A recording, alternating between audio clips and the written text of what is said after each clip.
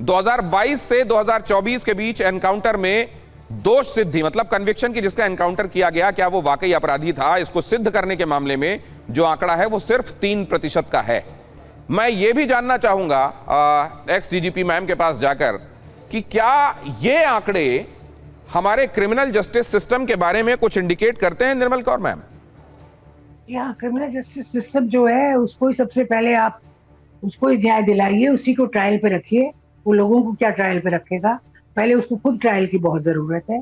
जो आंकड़े हैं हमारे आंकड़े, तो देखिए एक चीज है, they are statistics and lies and all kinds of things, manage statistics, पर सच भी है जो आप डे टू डे जो देखते हैं अपने आसपास, वो भी एक बात है कि कुछ व्यवस्था ऐसी है कि हम लोग ठीक से प्रोसिक्यूट नहीं हो पा रहा है।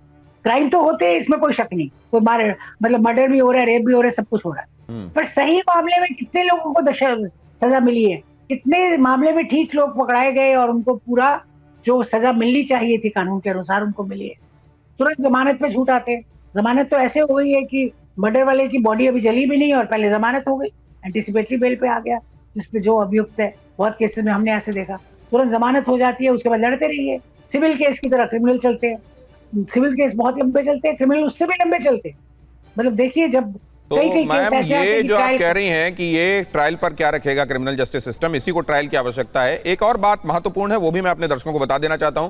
खुद को भरत तिवारी का भाई बताने वाले आशीष तिवारी के भाई आशीष तिवारी, जो खुद पुलिस की अपनी नौकरी छोड़ने और भरत को इंसाफ दिलाने का दावा कर रहे हैं, उन्होंने क्या कहा है सुनिए। इंसाफ मिली भैया, एक हफ्ते के अंदर ना मिली तो इंसाफ हम दिलाएंगे, जबान देता नहीं।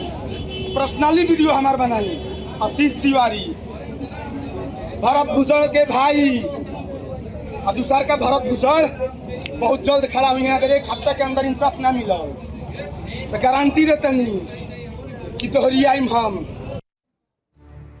तो ये कहा जा रहा है कि ये व्यक्ति बताया जा रहा है कि पुलिस की नौकरी में है और वो बता रहा है कि मैं भाई हूं भरत तिवारी का, और वो ये कह रहा है कि मैं अब इस मामले को लेकर दिल्ली तक जाऊंगा। यहाँ कुछ युवाओं की बाइट्स आपने तब सुनी थी जब हमारे संवाददाता रुपेश उनके साथ बातचीत कर रहे थे, और वो ये कह रहे थे कि ये तो युवा जो है अब जाग गया है। क्या ये जो एक मामला है वो बहुत सारी चीजों के बारे में, क्रिमिनल जस्टिस सिस्टम के बारे में, सिस्टम एज सच के बारे में, युवाओं के मन में इस समय घट रही चीजों के बारे में बहुत सारी बातें क्या सरफेस में लाने का काम ये एक इशू कर रहा है, या इस तरीके से इस मामले को देखा जाना केवल ये सियासी लोगों का काम है? हालांकि पूछना इसमें सियासत से जुड़े हुए लोगों से ही पड़ेगा, लेकिन मैं इसको पद्मा ओझा जी के पास लेकर जाना चाहता हूं। पद्मा ओझा जी, बहुत सारे लोग ये भी कह रहे हैं कि जन सुराज तो इस मामले को इसलिए उठा रही है क्योंकि खुद प्रशांत किशोर जो हैं वो अगड़ी जाति से आते हैं।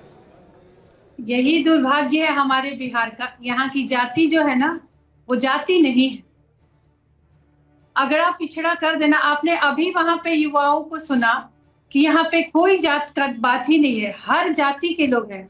आज जो वहां पे महापंचायत हुई थी वहां 36 तबके के लोग आए थे। जात तो ये जो बात कही जा रही है, मैम सॉरी टू इंटरवीन, ये जो बात कही जा रही है कि हमने फौरन जांच बिठा दी है, क्या न्यायिक जांच पर भी आपको भरोसा नहीं है? और अगर है तो फिर इसमें सियासत क्यों की जा रही है, सीएम को घेरने की बात क्यों हो रही है?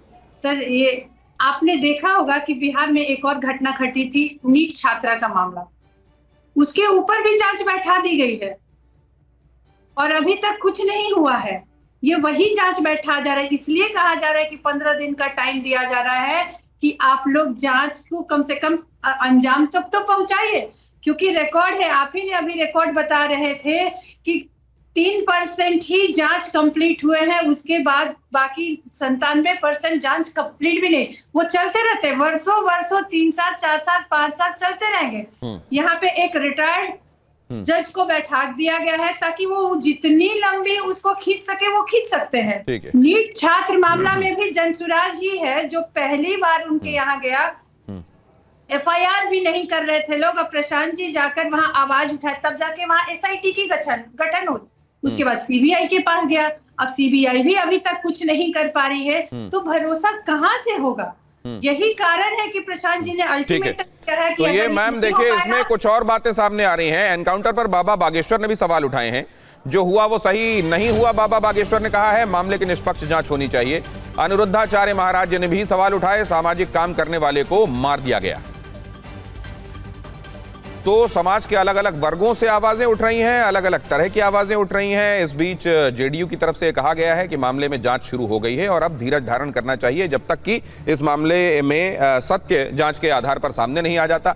लेकिन खुद एनडीए के भीतर से ही विरोध की आवाजें भी उठ रही हैं। भारतीय जनता पार्टी के कई बड़े नेता इसको फेक एनकाउंटर और कोल्ड ब्लडेड मर्डर तक बता रहे हैं। ये मामला सिर्फ एक फेक एनकाउंटर का मामला है या इसकी व्यापकता बहुत ज्यादा बड़ी है और आने वाले दिनों में इस मामला सामने आ जाएगा। बहुत धन्यवाद करता हूं हमारे साथ जुड़ने वाले सभी मेहमानों का।